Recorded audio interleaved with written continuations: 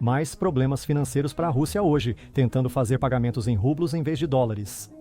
A Rússia entrou em default em sua dívida externa pela primeira vez em mais de um século. Na Rússia, as pessoas estão fazendo fila para sacar dinheiro dos bancos, preocupadas em conseguir acesso aos seus recursos enquanto ainda é possível. O principal banco russo está deixando o banco de reserva devido a grandes saídas de dinheiro e ameaças a seus funcionários e propriedades. Os bancos da Rússia estão falhando. Os principais bancos estão alertando que podem precisar ser resgatados nos próximos 12 meses. Enquanto isso, o Banco Central imprime quantidades insanas de rublos para manter o governo funcionando, o que não surpreende. A Rússia está começando a pagar o preço de anos de guerra e sanções. E esse preço pode ser alto demais para o regime suportar. Antes de mergulharmos profundamente no sistema bancário russo, no entanto, vamos primeiro entender alguns dos grandes problemas na economia russa, porque os bancos só sofrem quando o resto da economia também sofre. Um dos grandes problemas na Rússia é a inflação altíssima. A inflação chegou a 8,4% em 2024 e agora se aproxima dos 10%. Os preços de bens de consumo diário, como comida, combustível e utilidades, estão disparando. Isso indica que os russos pagam mais por menos e seu dinheiro tem menor poder aquisitivo. Para a maioria das pessoas, especialmente aposentados, isso é uma grande dificuldade. A inflação também está prejudicando muitos negócios. Eles lidam com custos elevados de materiais e mão de obra, podendo enfrentar sérios problemas futuramente. É evidente como isso se relaciona aos bancos, o que abordaremos adiante. Quando as famílias enfrentam dificuldades com o custo de vida, também lutam para pagar as hipotecas ou os juros dos cartões de crédito. E quando empresas enfrentam despesas inflacionadas, elas também têm dificuldade para pagar seus empréstimos. Atualmente, uma das principais razões para a alta inflação na Rússia é a grave escassez de mão de obra assolando o país. É uma combinação de problemas demográficos, imigração e efeitos da guerra em andamento. A população da Rússia vem diminuindo há anos devido à baixa taxa de natalidade. Em 2024, as taxas de natalidade atingiram um mínimo de 25 anos, com 1,2 milhão, enquanto as mortes aumentaram para 1,8 milhão. Enquanto isso, a população russa está envelhecendo e mais pessoas estão se aposentando. Isso implica em menos pessoas em idade produtiva para sustentar a economia. Além disso, a guerra na Ucrânia fez com que centenas de milhares de russos fossem recrutados para o serviço militar ou fugissem do país para evitar o recrutamento. A falta de mão de obra elevou os salários, aumentando os custos de produção das empresas e encarecendo bens e serviços. Porém, a falta de trabalhadores não é o único fator. Outro fator crítico para a inflação na Rússia é o enorme gasto do governo com a guerra na Ucrânia. Em 2024, os 140 bilhões, equivalente a 35% das despesas governamentais totais. Este ano, o gasto com defesa nacional deve aumentar para 6,3% do produto interno bruto. Isso é insustentável, porque está superaquecendo a economia e sobrecarregando as finanças do governo russo. Para financiar a guerra, o governo tem usado seu Fundo Nacional de Riqueza, destinado a apoiar pensões e estabilizar a economia em crises. Antes da guerra, possuía 113,5 bilhões de dólares em ativos líquidos. Agora, restam apenas 36 bilhões de dólares. O fundo corre o risco de se esgotar até 2026. Ademais, as receitas energéticas russas, tradicionalmente uma grande fonte de renda para o Kremlin, têm diminuído devido às sanções e à queda dos preços globais de energia.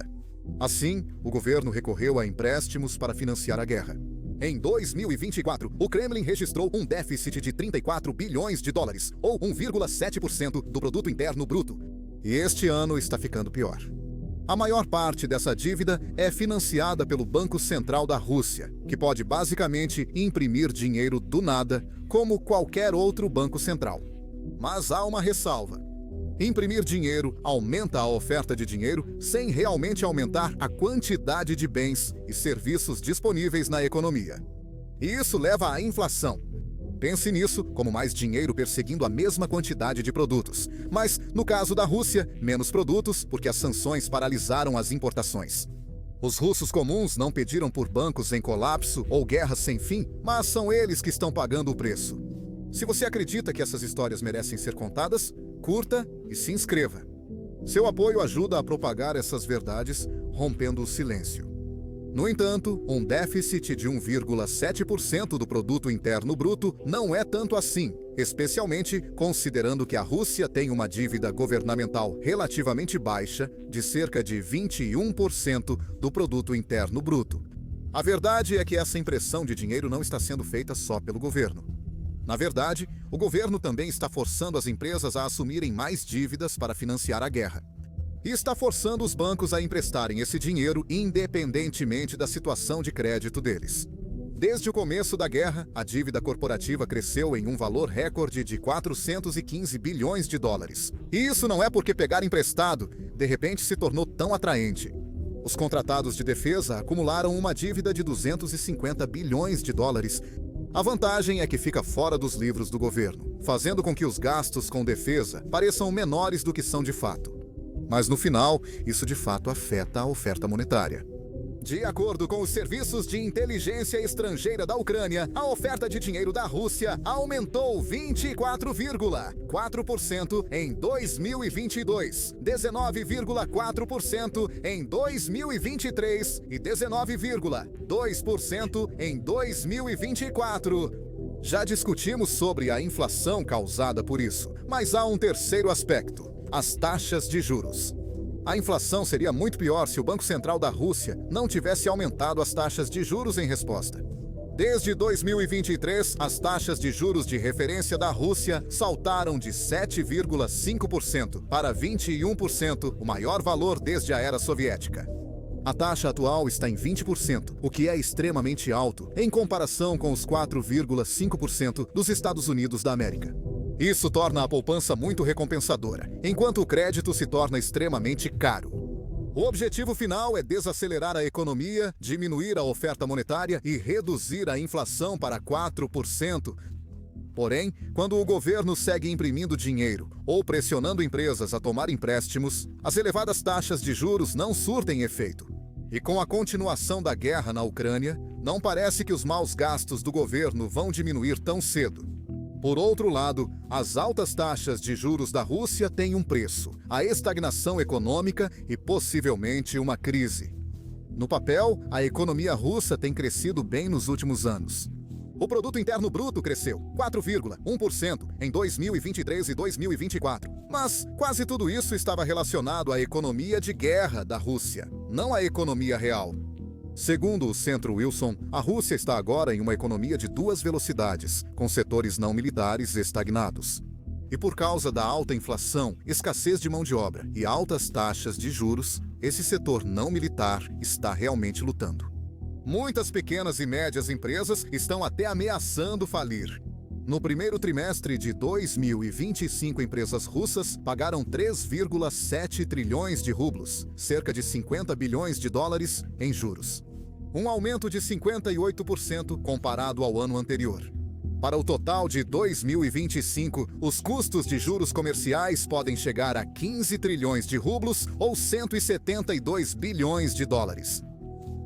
O aumento massivo se deve ao fato de que mais de 55% dos empréstimos corporativos na Rússia têm taxas de juros flutuantes que mudam com base nas taxas de juros do mercado. Isso pode dar muito errado rapidamente se as taxas continuarem altas como estão. Conselheiros do governo russo alertam para a onda de falências em 2025, com 20% das empresas já em risco.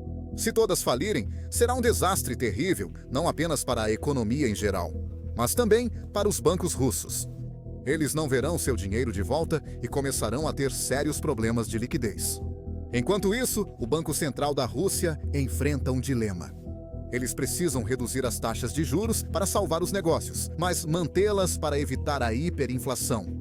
Recentemente, já reduziu as taxas de juros de 21% para 20% para dar algum espaço para as empresas. Mas isso é apenas um ajuste muito pequeno e provavelmente todo o espaço que pode dar no momento.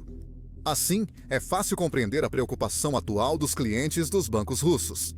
Tudo isso ocorre em meio a 3 anos de sanções que paralisaram o setor bancário.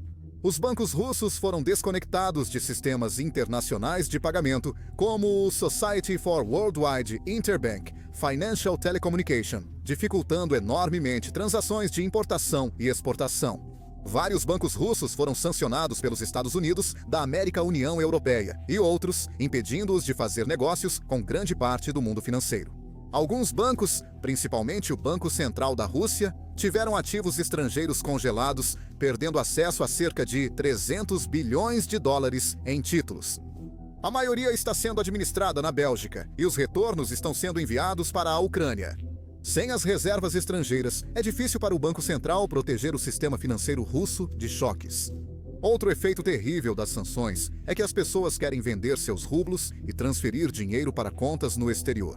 Isso leva à fuga de capitais, que é um problema para os bancos porque eles não têm moeda estrangeira suficiente para dar a todos os seus clientes. O Kremlin respondeu impondo controles rígidos de capital. As pessoas estão limitadas na conversão de rublos, e empresas com reservas em moeda estrangeira são obrigadas a trocá-las por rublos para apoiar a moeda nacional. Isso pode ser uma solução rápida e fácil, mas é apenas uma das muitas frentes onde os bancos estão se complicando. As sanções, inflação, altas taxas de juros e outros problemas econômicos estão se acumulando. Considerando esses fatos, é possível compreender por que os bancos russos enfrentam grandes dificuldades e temem um possível colapso. Se grandes bancos colapsarem, eles podem derrubar toda a economia, o que é um problema sério para o regime de Putin. Vale a pena analisar detalhadamente. A Rússia tem 13 bancos considerados pelo Banco Central como instituições de empréstimos sistemicamente importantes, ou seja, grandes demais para falir. O maior de todos é o Cyberbank, um banco estatal que detém 1/3 dos ativos bancários russos. O segundo maior, o Banco VTB, também é de maioria estatal. O terceiro maior é o Gazprombank, não estatal, mas pertencente aos amigos oligarcas de Putin. Assim, fica evidente que os bancos russos estão nas mãos de Putin, seja através do governo ou de seus aliados. São ferramentas para ele controlar a economia russa. A Bloomberg informou que ao menos 3 dos 13 bancos sistemicamente importantes podem precisar de recapitalização no próximo ano. Em termos não financeiros, eles podem ficar sem dinheiro e precisar de ajuda para evitar o colapso. Isso pode acontecer com os bancos, pois eles usam o dinheiro dos depositantes para emprestar aos mutuários. E se os mutuários não conseguirem devolver o dinheiro, o banco não tem o dinheiro para dar aos seus depositantes e está em apuros. Uma métrica-chave é a porcentagem de empréstimos inadimplentes, ou seja, o número de mutuários que não estão mais pagando. No VTB Bank, segundo maior credor da Rússia, 5% dos empréstimos para pessoas físicas estão inadimplentes, com rápido aumento. Oficialmente, 4% do total de empréstimos corporativos no setor bancário russo estão inadimplentes atualmente.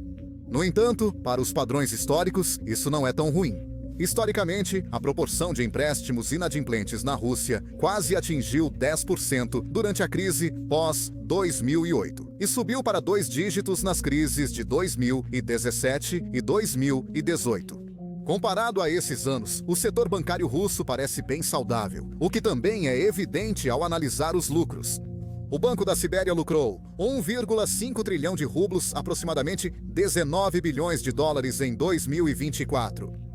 Atualmente, os bancos russos têm grandes reservas, com mais de 100 bilhões de dólares prontos para devolver aos seus depositantes quando necessário.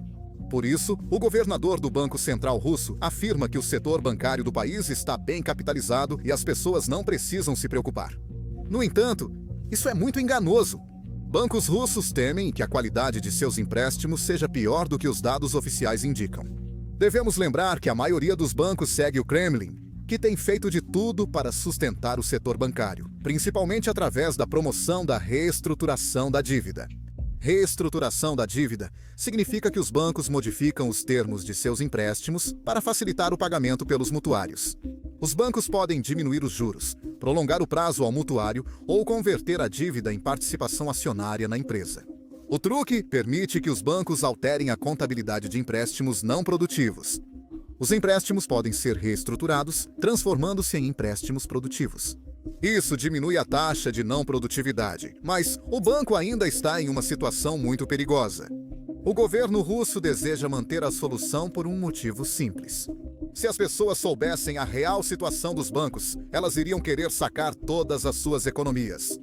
Isso gera uma corrida bancária, em que as pessoas se apressam para sacar seu dinheiro antes do colapso do banco. Nesse ponto, um colapso bancário é inevitável, pois o banco não tem reservas suficientes para devolver o dinheiro a todos os clientes. Quase ocorreu em 2022 após a invasão, pois muitos russos perderam a confiança nos bancos. A percepção é crucial aqui, e Putin deseja manter a impressão de estabilidade para evitar uma grande crise. Contudo, alertas de uma nova corrida aos bancos estão crescendo. O Centro Russo para Análise Macroeconômica e Previsão de Curto Prazo alertou sobre o crescente risco de uma corrida bancária. No final, eles não podem adiar uma crise inevitável para sempre. É interessante olhar o que pode acontecer a seguir. Quanto às crises financeiras, há padrões que parecem sempre se repetir. Quando um banco grande demais para falir está prestes a colapsar, sempre é resgatado. Este é um processo complexo, mas, basicamente, o governo ou o Banco Central lhes fornece dinheiro. Quando o governo faz isso, é financiado pelo contribuinte ou com a dívida nacional. Já quando o Banco Central o faz, é financiado com a impressão de dinheiro. Não é difícil encontrar precedentes históricos para isso, mesmo na Rússia. Em 2017 e 2018, em meio a dificuldades financeiras na Rússia, o Banco Central resgatou 3 dos maiores bancos privados do país. No processo, os bancos foram colocados sob controle estatal através do Fundo de Consolidação Bancária do Banco Central. Um banco foi reestruturado para atender ao setor de defesa russo. Contudo, o custo total ultrapassou 1 trilhão de rublos, equivalendo a dezenas de bilhões de dólares. Esses rublos foram criados do nada pelo Banco Central. A criação excessiva de novos rublos pode gerar inflação e um choque financeiro. No entanto, como os bancos não eram tão grandes, comparados ao tamanho total do sistema bancário, não foi um grande problema. Não foi nada comparado aos resgates distribuídos durante a crise financeira global de 2008 a 2009, que levou à grande recessão da Rússia. Grandes bancos russos, como o Sberbank, VTB Bank e o Banco Agrícola Russo começaram a enfrentar problemas de liquidez. No total, os bancos russos receberam mais de 200 bilhões de dólares americanos em apoio de várias fontes, incluindo o governo, o Banco de Desenvolvimento e Assuntos Econômicos Externos presidido por Putin e o Banco Central. Essa foi uma conta enorme a pagar, pois era bem mais de 10% do produto interno bruto da Rússia na época. Isso exauriu as reservas do governo e gerou uma inflação de 14%, reduzindo o poder aquisitivo da população. Ninguém quer uma repetição disso, mas o pior desastre de todos foi, sem dúvida, a crise financeira de 1998 na Rússia. O Inkombank, o segundo maior banco comercial da Rússia na época, entrou em colapso, sem resgate. Outros bancos comerciais, como o Tokobank e o Minotep Bank, também faliram, fazendo com que muitos russos perdessem suas economias. E para os russos que mantiveram suas economias em bancos estatais, não foi muito melhor.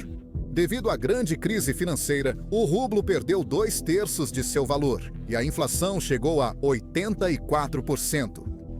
O governo também faliu em sua dívida, resultando em subfinanciamento severo em áreas como saúde, educação, pensões e salários do setor público. É difícil prever se uma nova crise bancária russa se assemelhará mais à de 2017, 2008 ou até mesmo 1998. Isso é principalmente porque os números oficiais não mostram quão mal os bancos estão realmente. Por enquanto, podemos apenas dizer que os bancos russos vão cair. A única questão é quão duro, mas é interessante especular. Vladimir Putin provavelmente não permitirá que um de seus bancos vitais vá à falência, então resgates são quase certos. Como o governo já enfrenta dificuldades financeiras, é provável que recorra à impressão de dinheiro. O custo total pode atingir trilhões de rublos, equivalente a dezenas ou até centenas de bilhões de dólares. Isso depende da quantidade real de empréstimos inadimplentes, o que é incerto no momento. Para evitar corridas bancárias, Putin poderia limitar saques diários para famílias e usar forças estatais para prevenir distúrbios em massa. O resgate de bancos pode piorar a situação, pois pode alimentar a inflação ao expandir a oferta de dinheiro. A inflação elevada pressiona famílias e empresas com um maior custo de vida e despesas, dificultando o pagamento das dívidas. Isso pode aumentar a inadimplência dos empréstimos, colocando os bancos novamente em dificuldades. E é assim que a Rússia pode acabar em uma crise financeira total se isso não for contido. Mesmo nos cenários mais moderados, onde os bancos permanecem estáveis após o resgate, a impressão de dinheiro utilizada inevitavelmente levará à desvalorização do rublo. Moradia, comida e qualidade de vida dos russos comuns ficarão piores devido ao aumento dos preços. Se há uma lição a ser aprendida com esta crise bancária, é que a conta sempre chega. Putin pode tentar transformar seu país em uma máquina de guerra, mas isso sempre virá à custa dos russos comuns. Agora, se você quer se manter informado sobre tópicos como esses, por favor, inscreva-se no canal. E com isso dito, obrigado por assistir.